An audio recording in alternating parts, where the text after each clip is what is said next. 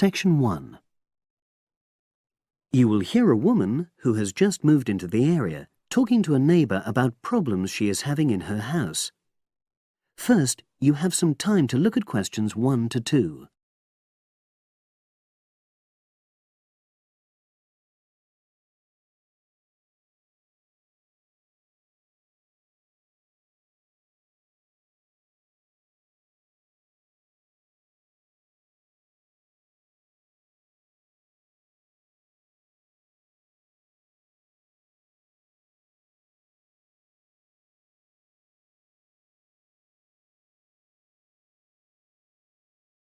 You will see that there is an example which has been done for you. On this occasion only, the conversation relating to this will be played first. Oh, hi Ruth. How are you? I'm sorry to bother you, Alistair, but I've been having some problems. Oh, come on in. What's happened? Basically, I had a leak from one of the pipes in the bathroom, and water started coming through downstairs, and the kitchen ceiling's badly stained. I've got the leak fixed temporarily, but I wasn't happy with the plumber, and I wanted to ask your advice. Of course. Well, the first thing I'd say is make sure you choose a local company. That way, if things go wrong, you're close by and it just makes things easier. Alistair says that Ruth should choose a local company, so local has been written in the space. Now we shall begin. You should answer the questions as you listen, because you will not hear the recording a second time. Listen carefully and answer questions 1 to 2. Oh, hi Ruth. How are you? I'm sorry to bother you, Alistair, but I've been having some problems. Oh, come on in. What's happened? Basically, I had a leak from one of the pipes in the bathroom, and water started coming through downstairs, and the kitchen ceiling's badly stained. I've got the leak fixed temporarily, but I wasn't happy with the plumber, and I wanted to ask your advice. Of course. Well, the first thing I'd say is make sure you choose a local company. That way, if things go wrong, you're close by and it just makes things easier. Let me write this down. Right. Yes. The plumber who fixed things yesterday was from quite far away, but I chose him because his advert said he did emergency repairs. Well, fair enough. You needed something in a hurry. But another piece of advice I'd give is try to avoid calling anybody on weekends. That'll really bump up the prices. Leave it till Monday if you can. Well, yes, I think I can do that, because the temporary fix should hold. And obviously I'll need the ceiling plastered and eventually redecorated. Yeah, sure. So who would you recommend? Is there a directory? Well, there's quite a good website covering this sort of work. It's www.plasdeco.com. Is that with a K?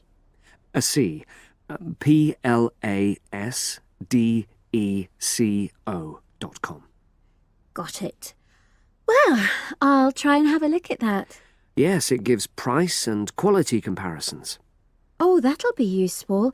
But I find personal recommendations really helpful as well. You know, you can find out whether you can rely on the company. Well, I know a couple of reasonable plumbers and also some plasterers. Great. Before you hear the rest of the conversation, you have some time to look at questions 3 to 10.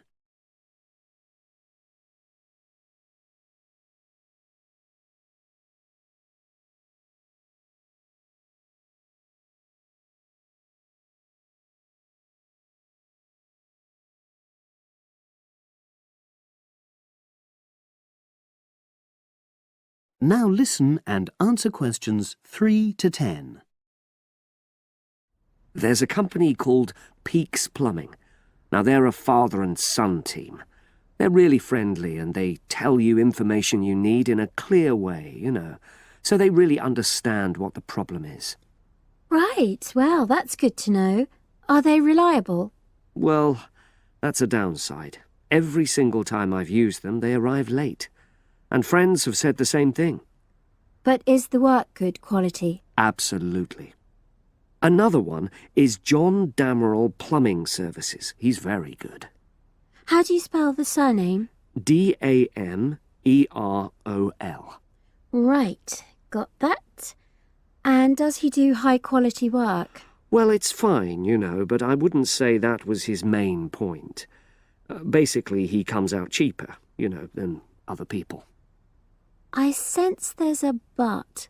Is he unreliable? Oh, he comes when he says he's coming, but he's not very courteous, and he has the tendency to be messy, you know, so you have quite a bit of clearing up to do. Okay. So it's up to you.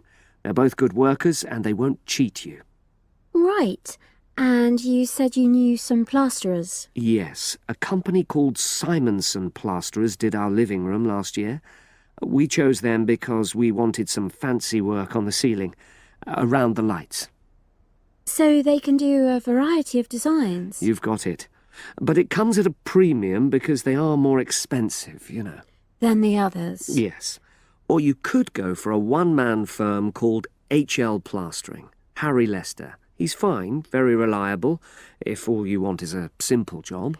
Do either of them do painting for you if you want?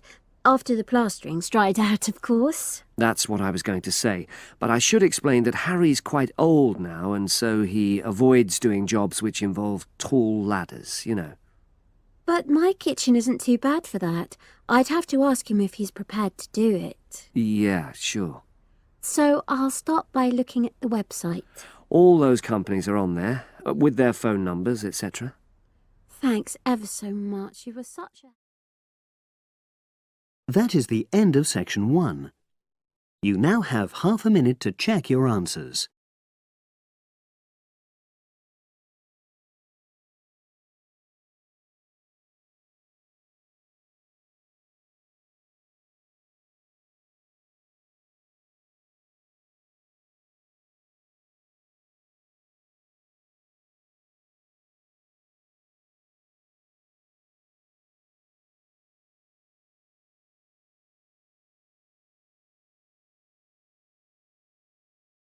Now turn to section 2. Section 2. You will hear the education officer in a museum giving a talk to school students who are about to start a one-week work placement in the museum. First, you have some time to look at questions 11 to 15.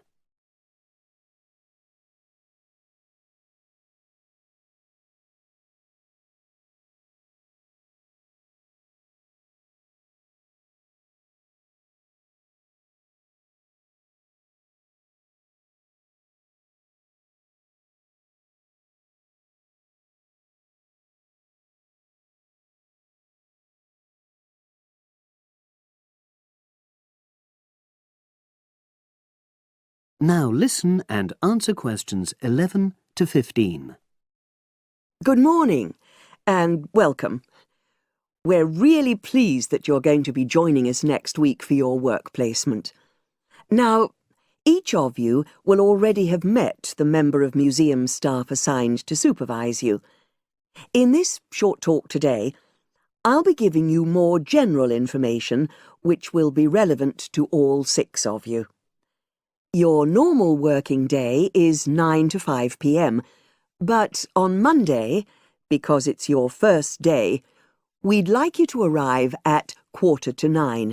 Please note, though, that you'll finish at the usual time. A lot of you have been asking what you should wear for work. Well, you may have noticed that we're not exactly a formal institution, so you'd really be out of place if you wear smart attire like a suit. If you go out on a trip with us, then we'd like you to wear a museum cap. It has our logo on, and we feel it helps people recognise you. But on a day-to-day basis in the museum itself, we say put on your own casual clothing because you'll be doing lots of dusty, messy work. Now, we don't have an enormous number of rules, but work placement is an excellent preparation for the real world of work, and we expect you to be very punctual and reliable. If you're not well or there's been a hold-up, then what we ask you to do is ring the museum receptionist. He will be in the museum well ahead of opening time, and he'll inform your own personal supervisor in the museum. If you're away for more than one day, we'll inform your school tutor. They'll obviously need to make a note of your absence and follow up if necessary. But most of all, we hope you really enjoy yourselves during the placement. Students say they have a lot of fun, whether it's working with kids in our art workshops held every Monday, or, the most popular, when they go out on our outreach work to residential homes, recording elderly people's memories of school days for our oral history project. So, we hope you feel excited by the prospect of starting next week and well prepared. Your personal supervisor will be there to help you with our health and safety requirements when you start next week, and your supervisors will also brief you about the background to the museum, summarising all the huge amount of information on our website. In the next couple of days, it might be worthwhile if you get hold of evaluations and other notes made by students who've worked with us before. You can get a lot of pointers from them. Before you hear the rest of the conversation, you have some time to look at questions 16 to 20.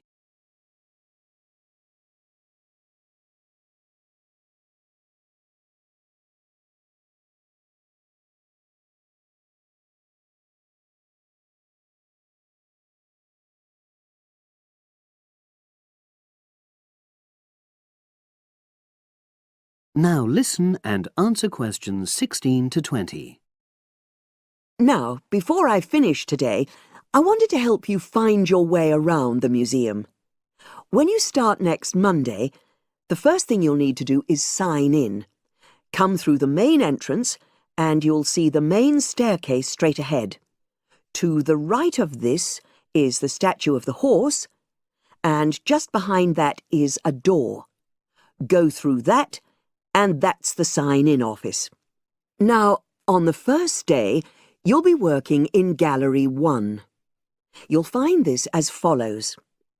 In the central courtyard area, close to the entrance, there's a large chest where visitors put donations for the museum. The door just behind that leads to Gallery 1. The workshop you'll be taking part in starts at 11, but if you want to go in earlier, you can get the key and let yourself in. The key box is quite hard to find. Walk behind reception, and it's between the large gallery and the bookshop. I haven't mentioned breaks, lunch, etc. Unfortunately, our cafe's closed at the moment, so your best bet is to bring a packed lunch. We tend to have our sandwiches in the kitchen area. Go round the reception desk, and you'll see a small circular cabinet. The door to the kitchen area is just behind that. Now, every day, we put up notices about what's happening in the museum. Your supervisor will brief you, but if you want to check up on details, look on our staff notice board. This is in the corner of the play area, at the back, on the wall of Gallery 3. If you have any questions, I'd be happy to help. That is the end of section 2. You now have half a minute to check your answers.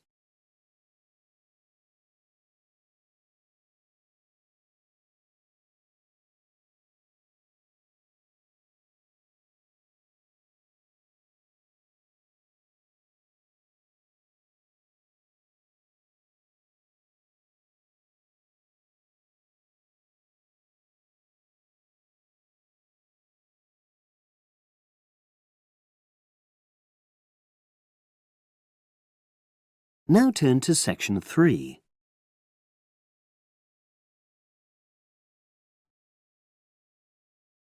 Section 3.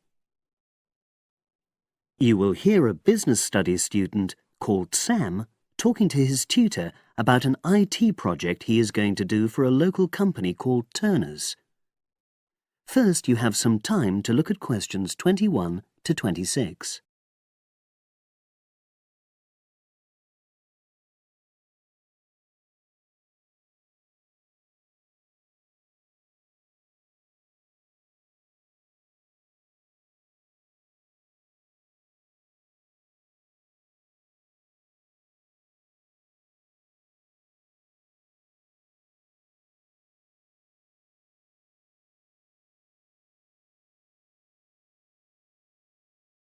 Now listen and answer questions 21 to 26.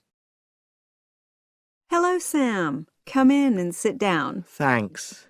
You're here to discuss your company-based IT project, aren't you? Yes, I've been to see the manager and he's given me a lot of ideas about projects that the company would find useful, but I wanted to ask your opinion about them before I choose one. Yes, that's fine. Now, this company's called Turner's, isn't it? That's right. It's a small engineering company. They make machine components for trade use.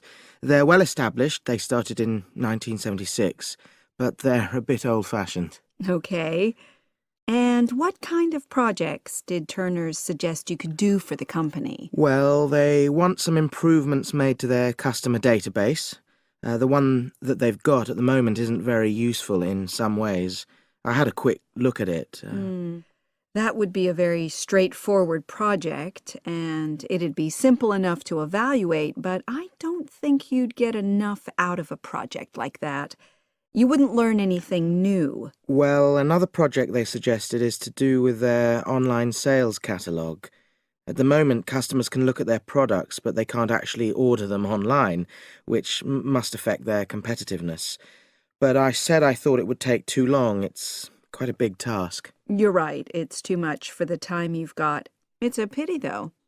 Then they want some help with their payroll system. At the moment, the way they calculate pay involves a lot of manual accounting. I suggested they could have a system where employees register electronically when they arrive and leave work, so the hours they do could be transferred automatically. I think you'd get a lot out of a project like that. It would extend your skills, but it wouldn't be too much to take on. A student did something similar a couple of years ago, but this is slightly different. Well, then they need help with their stock inventory. They do everything manually. Really? Yes, and it takes so much time. It's probably very inaccurate, too. An electronic inventory would probably be the biggest single benefit for the company. I'm surprised they haven't had it done before. I know. Then they wanted to improve their internal security. The manager had visited other companies where the staff use swipe cards to access various areas of the building. It sounded useful, but the trouble is I'm not really sure how to do it. Well, I think you're right in that assessment. At the moment, it's probably a bit beyond your level of knowledge. Is that all? Just one more. Customer service. They want to be able to collect feedback from their customers in a more systematic way. At the moment, it's a bit of a mess, and they probably lose business as a result. Would that involve you going to see customers at their own premises? Because in that case, you might have to do a fair amount of traveling, and that would incur expenses that haven't been agreed with these companies. I never thought of that. Well, it might not be a problem, but it's something that needs clarifying. Well, I hope that's been helpful in narrowing down the options. Yes, it has, thanks. I'll be able to make a decision now. But while I'm here, can I talk to you about coursework? Sure. Now you have some time to look at questions 27 to 30.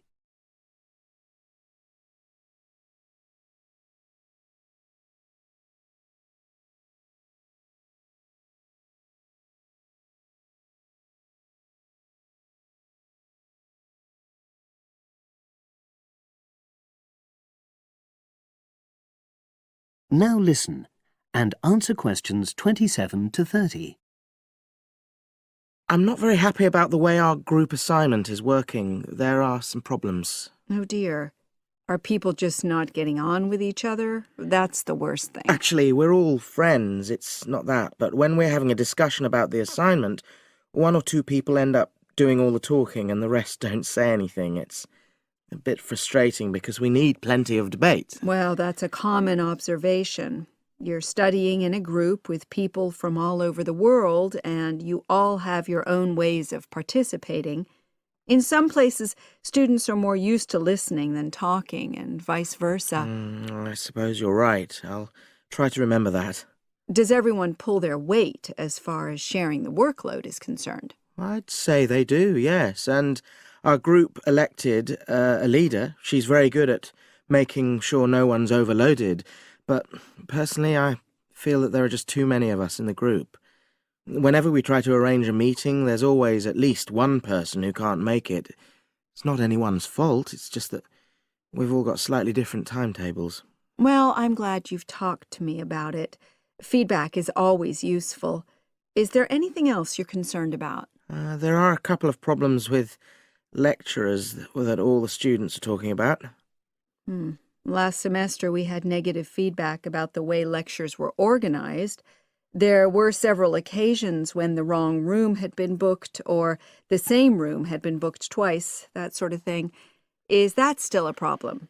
That hasn't happened at all as far as I know. Oh, good. It's sorted out then. But I don't know the reason, but some of the staff often turn up late, so we miss 10 or 15 minutes of our lecture time. It might be because they've been copying handouts for students. I think there's a queue for the machine sometimes. Well, I'll look into that. Thank you for telling me. Anything else? The other thing is that it can be very difficult to get to see a lecturer individually. They're all very supportive and friendly when you do manage to find them, but often they're not in their office, even at times when they're meant to be available for consultation. Okay, that's helpful. Now, before you leave, That is the end of section 3. You now have half a minute to check your answers.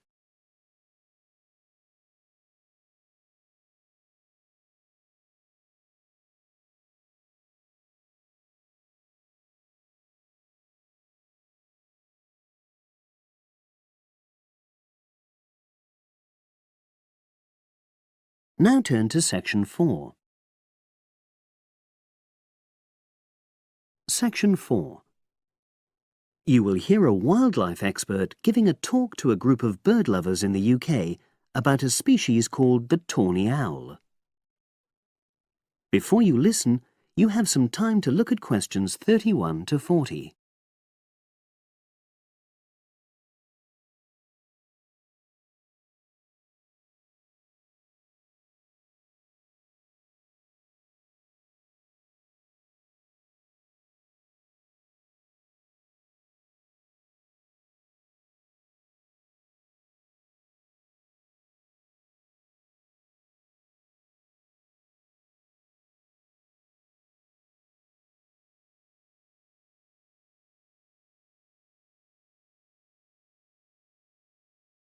Now listen and answer questions 31 to 40.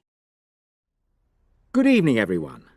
You're all likely to be familiar with pictures of the tawny owl. Because of all the owl species in the UK, it's actually the most common one. But the chances are that you're more likely to have heard one than actually seen one, as it's also strongly nocturnal. This means that it normally ventures out at night. So, what kind of habitat does the tawny owl prefer? Well, a survey carried out in the 1980s confirmed that this owl is most likely to be found in woodland. If you look at a map of tawny owl distribution across Britain, you'll only see gaps in the treeless marshy areas of eastern England and in some of the more upland parts of northwest Scotland. However, you can sometimes find populations of tawny owls in urban areas too, either in parks or in large gardens. The tawny owl shows some obvious adaptations to its natural habitat. For example, both its wings and its tail are short, which helps it to maneuver through the trees.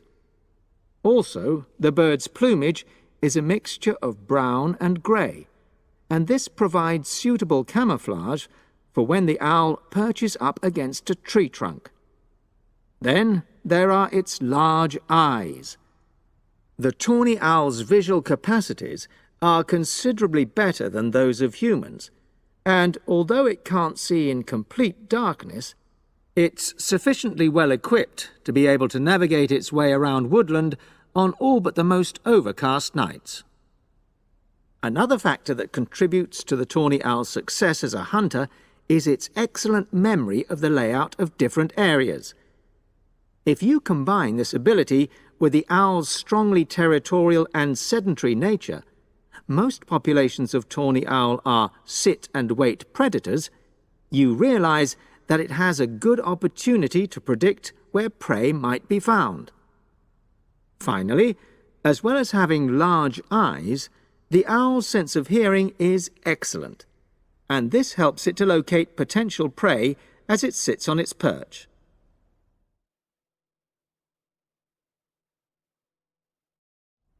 Turning now to the tawny owl's diet. Woodland tawny owls feed mainly on mammals, especially small ones, such as wood mice and bank voles. But they'll also take things like frogs or bats, or even fish, if they happen to be available. In urbanized landscapes, the owls seem to prey more on birds. So there are some differences there. Let's just look briefly now at survival rates in the tawny owl. Young tawny owls face a difficult time once they leave home, and 2 out of every 3 are likely to die within their first year. So, with such high mortality levels, it's a good job that established breeding pairs can produce young over a number of seasons and maximize their chances of passing their genes on to the next generation of owls. I've already mentioned the sedentary nature of the tawny owl, but it's not just adult tawny owls that are sedentary in their habits. Young birds, dispersing away from where they were born, rarely move far. The average distance is just 4 kilometres. There also appears to be some reluctance to cross large bodies of water. The owl is absent from many of the islands around our shores, with only occasional sightings in Ireland and the Isle of Wight off the south coast of England. Right, well, now I'll show you some photographs that have been taken in 1 or 2 of the natural... That is the end of section 4. You now have half a minute to check your answers.